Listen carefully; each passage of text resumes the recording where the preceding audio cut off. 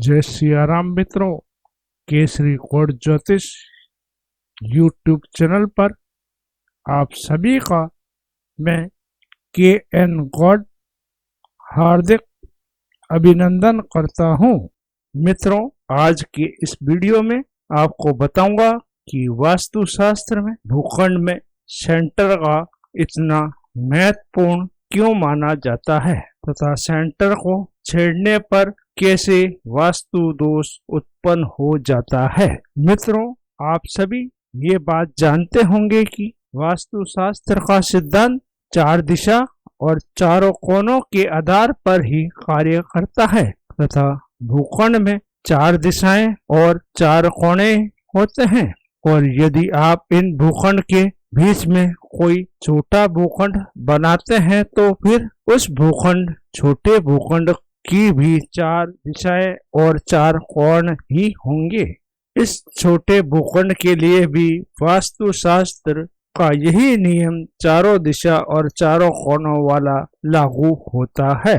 उदाहरण के लिए यदि कोई कारपेंटर किसी लकड़ी को लेता है जिसकी लंबाई 1 मीटर हो, उस लकड़ी का सेंटर आधे मीटर पर होगा, परंतु यदि ये कारपेंटर इस लकड़ी के 2 टुकड़े करता है तो इन दोनों टुकड़ों का अलग अलग अपने अपने सेंटर होंगे तथा कारपेंटर इन टुकड़ों में सेंटर पर कील ठोकने की गलती नहीं करेगा। कारण क्या है? तो इसके सेंटर में ब्रह्मा का निवास है। इसी कारण वास्तुशास्त्र के अनुसार बड़े से बड़े पहाड़ के सेंटर में भी ब्रह्मा का यानी कि ईश्वर का निवास होता है तथा छोटे से छोटे परमाणु अणु में भी ब्रह्मा यानी ईश्वर का निवास होता है। मित्रों, जिस किसी भी भूखंड की चौड़ाई कम हो उसके बराबर सेंटर में कोई दीवार खड़ी करके 2 भूखंड नहीं बनाना चाहिए, क्योंकि लंबाई अधिक तथा चौड़ाई कम वाला भूखंड चंद्रवेदी भूखंड होता है तथा इसके सेंटर में दीवार बनाकर इसको सूर्यमुखी भूखंड में परिवर्तन नहीं करना चाहिए, वरना ऐसे भूखंड में वास्तु का दोष उत्पन्न हो जाता है। परंतु इसमें सेंटर को छोड़कर आप दीवार खड़ी कर सकते हैं तो फिर एक भूखंड सूर्यमुखी भूखंड बन जाएगा तथा दूसरा भूखंड चंद्रवेदी यानी चंद्रमुखी भूखंड हो जाएगा। ये दोनों ही भूखंड वास्तुशास्त्र के नियम के अनुसार शुभ फलदायक होंगे। ऐसे भूखंड जिसकी उत्तर दक्षिण दिशा से पूर्व पश्चिम दिशा की लंबाई अधिक हो, तो ऐसे प्रकार के भूखंड को बांटने के लिए उसके 3 भाग करने पड़ेंगे तथा तीनों ही भूखंड के भाग फिर सूर्यमुखी या सूर्यवेदी बन जाएंगे, क्योंकि इस चंद्रवेदी भूखंड में दीवार 1 नहीं 2 होगी तो ये तीनों ही भूखंड के भाग शुभ फलदायक हो जाएंगे। क्योंकि इस चंद्रवेदी भूखंड की उत्तर दक्षिण दिशा से पूर्व पश्चिम दिशा काटती नहीं है, यही कारणवश काटने भी पड़े तो लंबाई चौड़ाई कम होने पर भी इस चंद्रवेदी चंद्रमुखी भूखंड का विभाजन होकर सूर्यवेदी भूखंड बन जाएंगे। यदि आप इस चंद्रवेदी भूखंड के बीचों बीच दीवार बनाकर इस भूखंड का 2 भूखंड बनाएंगे तो हर भूखंड की पूर्व और पश्चिम दिशा उत्तर और दक्षिण दिशा की अपेक्षा लंबाई में कम बनने से ये दोनों भूखंड के हिस्से चंद्रवेदी बनेंगे। इसलिए ये बात अच्छी तरह से ध्यान रखनी चाहिए कि बीचों बीच सेंटर में दीवार बनाने के बाद बाईं तरफ का भूखंड बड़ा हो तथा दाईं तरफ का भूखंड थोड़ा छोटा हो। और हाँ दोस्तों, आप ये भी ध्यान में रखें कि दोनों भूखंड के बीच में जो खिड़की रहेगी उन खिड़की के सामने भी दीवार नहीं होनी चाहिए,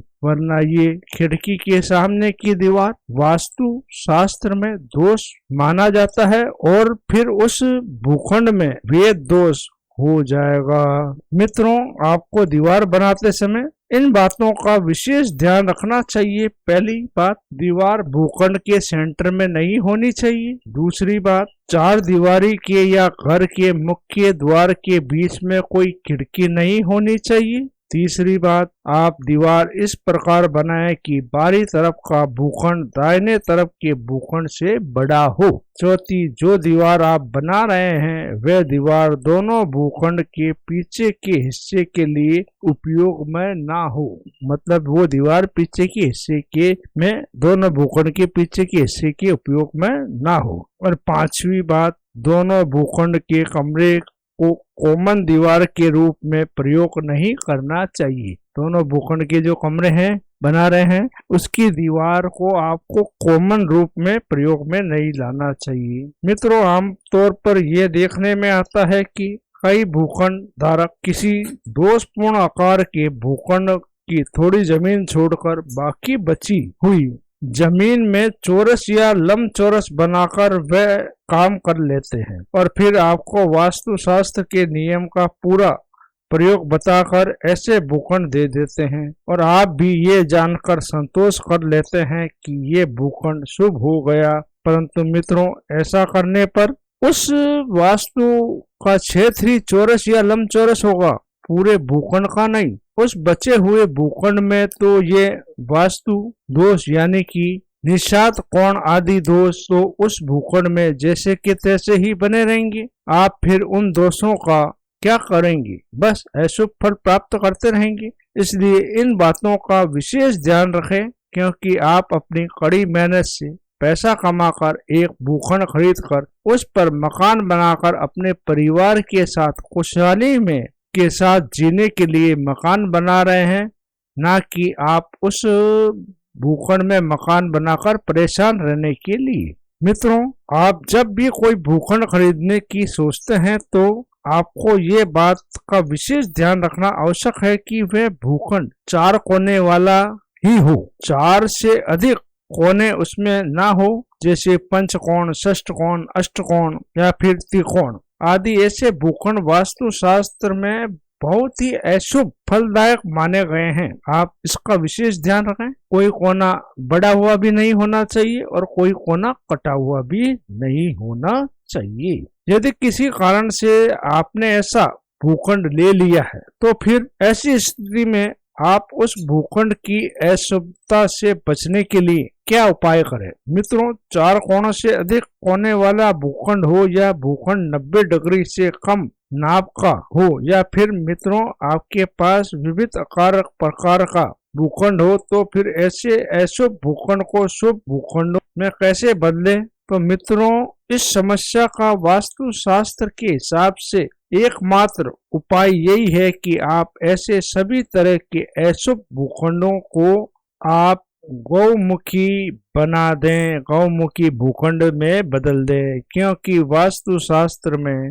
गौमुखी भूखंडों को सबसे पवित्र और शुभ भूखंडों में माना गया है। चाहे कितना भी अशुभ से अशुभ भूखंड हो, आप उस भूखंड को केवल गौमुखी भूखंड में परिवर्तन कर दो तो वह स्वतः ही उस भूखंड के सभी अशुभ तत्व अपने आप दूर हो जाएंगे। मित्रों, वास्तुशास्त्र रहस्य के अगले वीडियो में मैं आपको वास्तुशास्त्र में 26 प्रकार की भूमि बताई गई है, उन 26 प्रकार की भूमि के बारे में बताऊंगा, वह कैसे होती है तथा उसमें कौन कौन से प्रकार की भूमि शुभ फलदायक होती है तथा कौन कौन से प्रकार की भूमि अशुभ फलदायक होती है।